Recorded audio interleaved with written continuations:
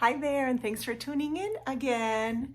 So from our post-clinic sequence of 4 days, breakdown of poses, this is the second day.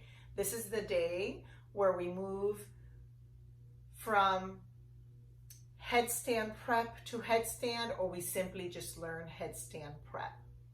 I am teaching you the headstand prep for a tripod headstand. And the reason why is because it is a great segue to go from what we learned in the previous clinic, which was crow, to move from crow to headstand prep in a tripod position. It's smooth and easy to transition to. But with that being said, look at your benefit ratio. If you have any spine issues at all, cervical spine, any type of issues, then your best bet is not to try headstand prep or headstand. Your best bet is to today, day 2, try crow again. Okay, and maybe try crow in a different way. Maybe straighten your elbows a little bit more in crow, and then forget putting pressure on your spine. There's no reason to if it's contraindicated for you, okay? But for those of you that are ready for it and you can do it, here it goes. Simple, okay? From a position almost like a crow, where we were in the clinic prior to this, we're gonna bring our palms just like we did with crow, palms grounded. I like to have my palms a little wider than my shoulders because it gives me more stability, but you have to tweak it to you, okay? And I want you to think of the base, like any base of a building. The stronger the base, the easier you'll be able to move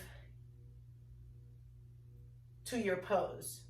So if you have a strong base, the building will be strong and it won't collapse. If you have a strong base, you'll be able to move into your headstand or headstand prep and you won't collapse. Or maybe you will, but it's not a big deal. So my philosophy is, think of an equilateral triangle, a perfect equilateral triangle. That means the area of the head, or the point of the head to the point of the right hand, is pretty much the same as the point of the head to the point of the left hand, and then the point of the left hand to the right hand. So all 3 parts are equal, okay? There's your base. My palms are the base of the triangle. My head is going to be the top of the triangle, and if you have a tender head, you can always get a towel and put your towel so that your head is on the towel and it becomes kind of a more doable pose. So palms down, grounded. I'm looking at my angle and I'm thinking my head's gonna go right here. Okay, you don't have to get like a measuring tape or anything, but just kind of eyeball it. So we move in. I will move into my head. There's my base. And then I'm going to move into bringing my feet up, almost like we did in crow. Now the tendency here is for the shoulders to crawl up towards the ears. That's normal.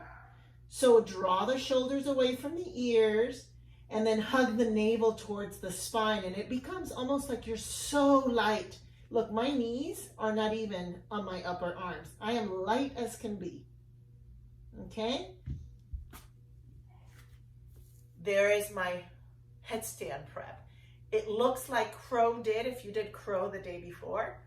The only thing is I kind of turned your crow downward, okay? So now I will teach you how to move from that into headstand, or better yet, how I moved from that into headstand back when I started, okay? Because I was one that was scared all the time. So here's how I did it. I went in, you know, and maybe I didn't go in as smooth as I did now. Maybe you need to come in and say, my knees are down and I'm making my equilateral triangle without my knees being up, because maybe this for you is hard enough. So bring your knees down, keep your base. My head is here because my length of from where my hand and my head and my other hand are, it's about equal. So my hands, my head, which is not really the top of your head. It's more like your hairline. That's probably the firmest or strongest part of your head. That's coming down. Then I move my little tail up.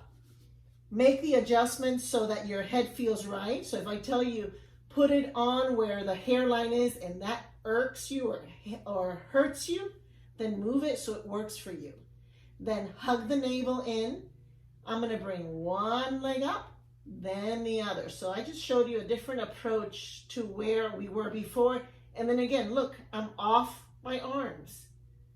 Good. Now, initially, what I had to do is I had to work on bringing one leg up. And I thought, okay, that's okay, because if I fall, I'm right here, and that's going to be okay, right?